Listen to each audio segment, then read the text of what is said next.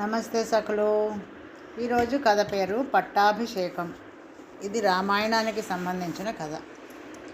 తన అన్న అయిన వాలి తన రాజ్యాన్ని భార్యను అపహరించగా రాజ్యభ్రష్టుడై ఉన్న సుగ్రీవుడు తనకు రాముడు నిజంగా తోడ్పడగలడో లేడో తెలుసుకోగలందులకై హనుమంతుడిని వెంట పెట్టుకుని రామలక్ష్మణులున్న చోటుకి వచ్చాడు.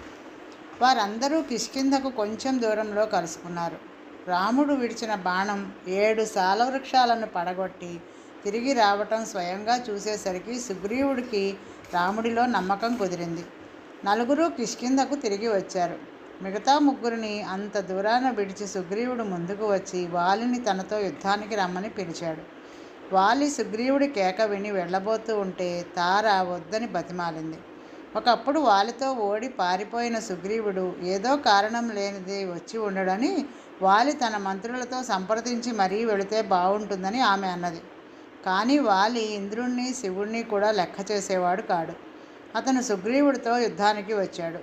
ఇద్దరూ కొంచెం సేపు ఘోరంగా యుద్ధం చేసిన మీదట వాలి ఒక్క గుద్దుతో సుగ్రీవుడిని పడగొట్టాడు. హనుమంతుడు తన నాయకుడి దుస్థితి చూసి కలతపడి రాముడికి అతనితో చేసిన వాగ్దానం జ్ఞప్తికి తెచ్చాడు. రాముడు ఒక బాణం ఎక్కుపెట్టి వాలిని కొట్టాడు.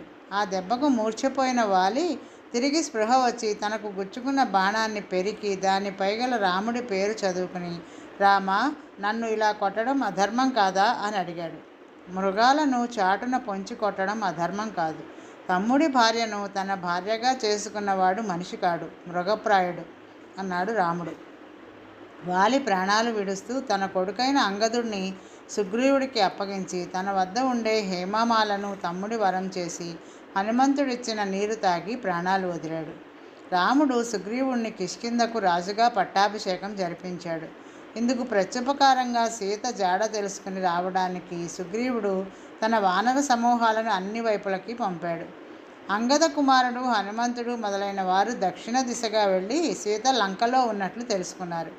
హనుమంతుడు సముద్రాన్ని లంఘించి లంక చేరుకున్నాడు. హనుమంతుడు లంకానగరం అంతా తిరిగి సీతను అన్వేషించాడు. ఆ నగరం అతని కళ్లకు స్వర్గతుల్యంగా ఉన్నది. ఎక్కడ చూసినా అద్భుతమైన బంగారు తోరణాలు, చక్కని మైదానాలు, తెల్లని భవంతులు ఉన్నాయి. కానీ సీత జాడలేదు. ఇంత అందమైన నగరాన్ని రావణుడు మూర్ఖుడై నాశనం చేసుకోబోతున్నాడే అనుకుంటూ హనుమంతుడు స్త్రీజనం ఉండే చోటల్లా స్నానఘట్టాలు, గర్భాలయాలు, మండపాలు, డాబాలు, చీకటి కొట్లు, తోటలు అన్నీ గాలించాడు. చివరకు అతని చేతిలో రాముడి ముద్రికను పట్టుకొని ఒక వనంలో ప్రవేశించాడు. అక్కడే సీతాదేవి రాక్షస స్త్రీల మధ్యన కూర్చొని ఉన్నది. రావణుడు తనను లంకకు తెచ్చినది లగాయతు ఆమెకు జీవితం దుర్భరంగా ఉన్నది. రోజు రావణుడు తన వద్దకు వచ్చి తనను ప్రేమించి తన భార్యను కమ్మని కోరడం మరీ దుర్భరంగా ఉన్నది. అయితే ఏనాటికైనా రాముడి బాణాలు తనను రక్షించకపోతాయా అన్న ఆశతో ఆమె ప్రాణాలు బిగపట్టుకొని ఉన్నది. ఓహో, కారు మేఘాల మధ్య మెరుపుతీగలాగా వికారాలు కల రాక్షసుల మధ్య ఎవరో స్త్రీ కూర్చొని ఉన్నదే, సీత కాదు కదా అనుకున్నాడు హనుమంతుడు. అంతలోనే దివిటీలు ధరించి నౌకర్లు వెంటరాగా రావణుడు సీత దగ్గరికి వచ్చాడు. హనుమంతుడు చప్పున ఒక అశోక వృక్షం ఎక్కి దాని కొమ్మల మధ్య దాగి అంతా చూడసాగాడు.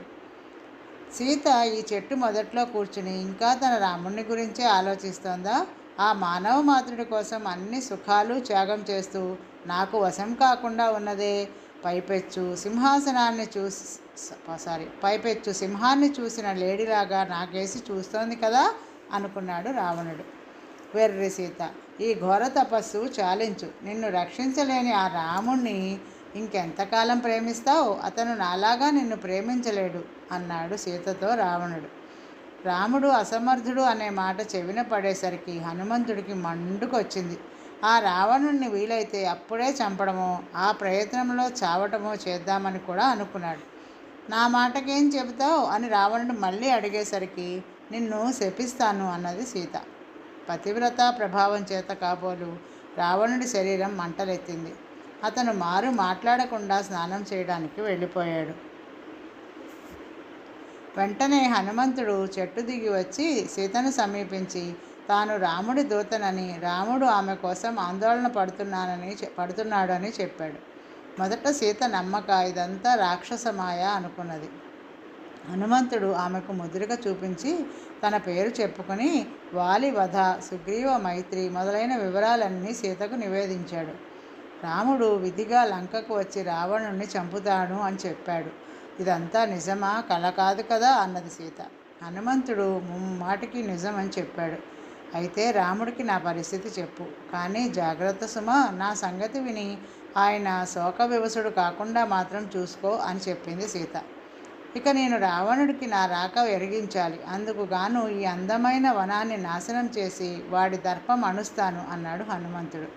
అతను అన్నంత పని చేశాడు. మండోదరి మహారాణి కూడా ఒక్క పువ్వు కానీ దళం కానీ కోయటానికి సంశయించే అశోకవనాన్ని పూర్తిగా ధ్వంసం చేశాడు.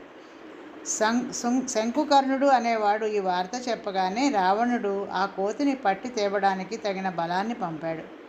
1000 మంది భటులు వెళ్ళి హనుమంతుడి చేతిలో చచ్చారు.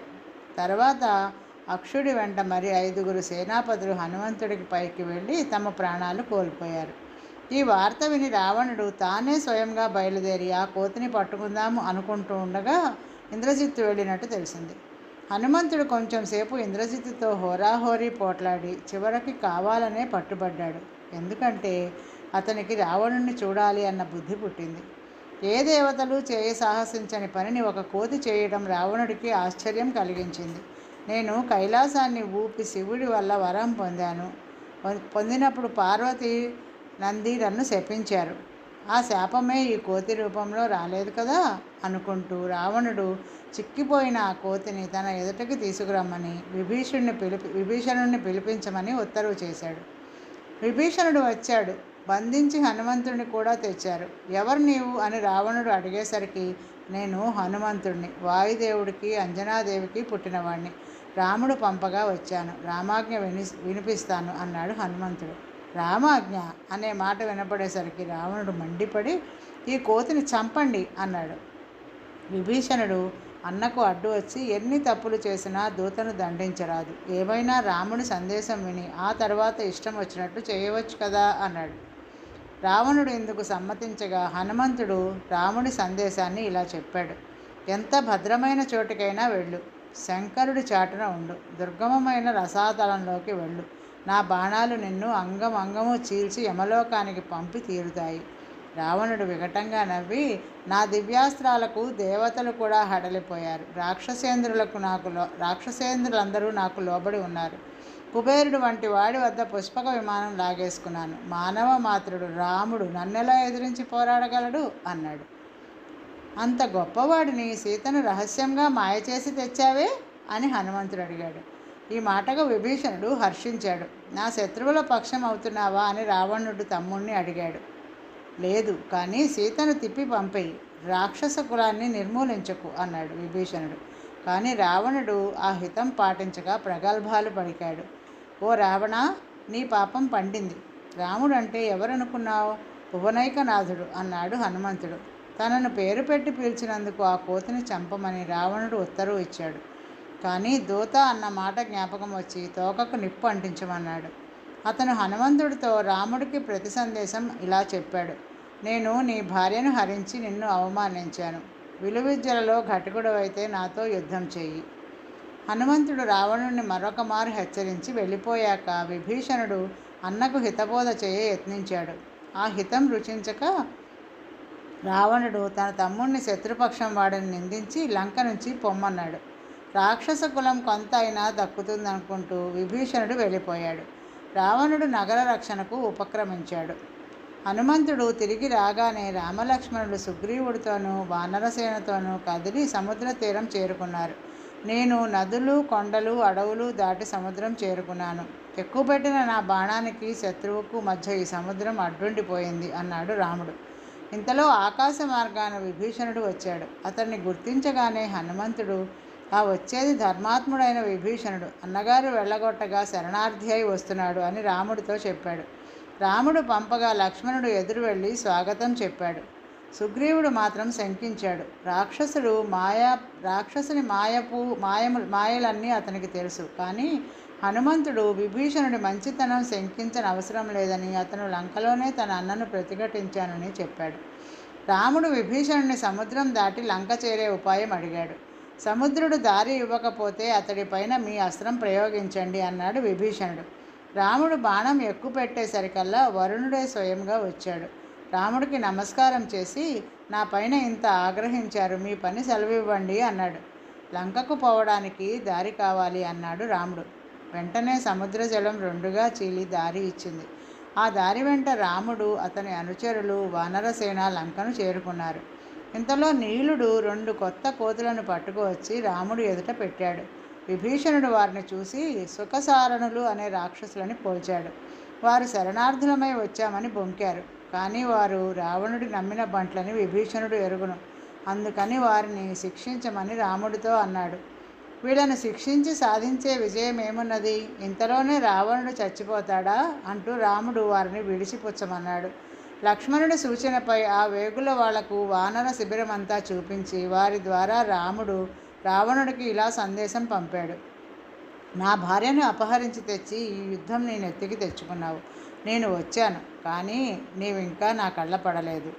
ఈ సందేశం తీసుకుని రావణుడు పంపిన వేగుల వాళ్ళు వెళ్ళిపోయారు.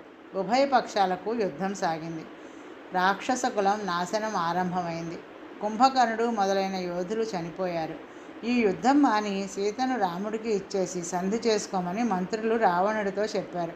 కానీ అతనికి సీతపై భ్రమ తగ్గలేదు. అతను విద్యుజ్జిహ్వుడు అనేవాడిని పిలిపించి రామలక్ష్మణుల తలల లాంటివి మాయా శిరస్సులు తయారు చేసి తెమ్మని ఆజ్ఞాపించాడు. రాక్షస స్త్రీల మధ్య సీత కూర్చుని ఉన్నది. తన భర్త లంకకు వచ్చాడు అన్న వార్త తెలిసి ఆమె ఎంతో ఆనందించింది. అంతలో రావణుడు అక్కడికి వచ్చి, నీ దురాశ మాను, రామలక్ష్మణుడు యుద్ధంలో చావబోతున్నారు అన్నాడు. ఆ సమయానికి విద్యుజ్జిహ్వుడు మాయ శిరస్సులను తెచ్చి రావణుడికి సమర్పించాడు. వాటిని చూస్తూనే సీత మూర్ఛపోయింది. తర్వాత తెలివి వచ్చాక ఆమె రాముడి కోసం విలపిస్తూ రాముణ్ణి చంపిన కత్తితోనే తనను కూడా చంపమన్నది. వెర్రిదాన, ఇంద్రజిత్తు నీ రాముణ్ణి లక్ష్మణుడితో సహా చంపేశాడు. ఇప్పుడు నీకెవరు దిక్కు అని రావణుడు సీతను అడుగుతూ ఉండగా రాముడు రాముడు అంటూ ఒక రాక్షసుడు అక్కడికి పరిగెత్తుకుంటూ వచ్చాడు. ఆ నరధాముడు ఎక్కడ ఉన్నాడు అని ఏం చేశాడు అని రావణుడు ఆ రాక్షసుడిని చిరాగ్గా అడిగాడు. ఏం చెప్పను మహారాజా, ఇంద్రజిత్తును చంపేశాడు అన్నాడు రాక్షసుడు. వెంటనే రావణుడు మూర్ఛపోయాడు. అతను తెలివి తెచ్చుకొని, ఛీ, ఈ సీత కోసం కదా అయిన వాళ్ళందరినీ చంపుకున్నాను, ఇంత జరిగాక నాకు సీత ఎందుకు, త్రైలోకాధిపత్యం ఎందుకు అని వాపోయాడు. అంతలో ఒక దూత వచ్చి రాముడు తన సేనను తీసుకుని లంకానగరాన్ని భస్మీపటలం చేయవస్తున్నట్లు చెప్పాడు. రావణుడు రాముణ్ణి ఎదుర్కొనబోతూ సీతను చంపేయ నిర్ణయించాడు. అయితే ఇతర రాక్షసులు అతన్ని వారించి అందుకు ఇది అతను కాదని, కాకపోయినా ఆమెను చంపడం చేత ఒరిగేదేమీ లేదని చెప్పారు. రాముణ్ణి చంపుతానని సీతను హెచ్చరించి రావణుడు రథమెక్కి వెళ్ళిపోయాడు.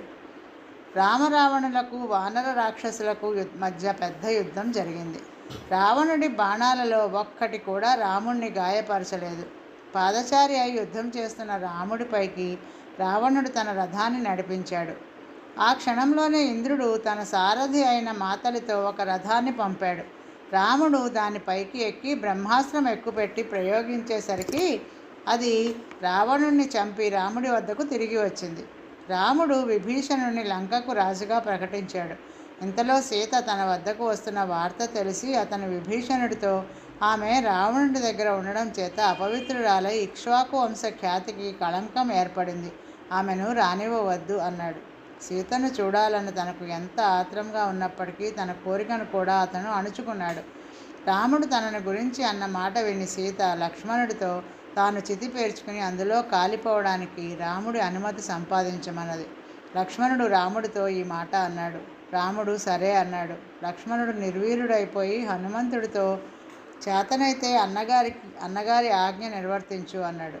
నీ ఉద్దేశం కూడా అదేనా అన్నాడు హనుమంతుడు ఆశ్చర్యంతో. మన ఉద్దేశాలకు తావులేదు, అన్నగారి ఆజ్ఞ పాలించవలసిందే అన్నాడు లక్ష్మణుడు. తర్వాత సీత అగ్నిప్రవేశం చేసేటప్పుడు లక్ష్మణుడు ఆశ్చర్యంతో, అయ్యో, మీ శ్రమ యావత్తు వ్యర్థం చేస్తూ సీత అగ్నిలోకి తామర కొలంలో హంసలాగా ప్రవేశిస్తున్నది అన్నాడు. ఆమెను ఆపు అన్నాడు రాముడు. కానీ సీత అగ్నిప్రవేశం చేసేసింది. అయితే అగ్ని ఆమెను ఏమీ చేయలేదు. పైపెచ్చు ఆమె శుద్ధి చేసిన బంగారంలా మరింతగా ప్రకాశించింది. అగ్నిహోత్రుడు ప్రత్యక్షమై ఆమెను చేయి పట్టి రాముడి వద్దకు తెచ్చి, ఈమె అకళంక, లోకపూజనీయ, నీవు నారాయణుడు, ఈమె లక్ష్మీదేవి అన్నాడు. ఆమె పవిత్రతను నేను ఎరుగుదును, కానీ లోకానికి తెలియగలందుకే ఇలా చేశాను అన్నాడు రాముడు. అగ్నిదేవుడే సీతారాములకు స్వయంగా రాజ్యాభిషేకం జరిపించాడు. ఆ సమయానికే భరత శత్రుఘ్నులు పౌరులను వెంట పెట్టుకుని వచ్చాడు. అగ్నిదేవుడు రాముడికి ఇంద్రాదుల ఆశీస్సులు అందచేశాడు. ఈరోజుకి కథ సమాప్తం సకులు. తిరిగి మరో కథతో రేపు కలుద్దాం. నమస్తే.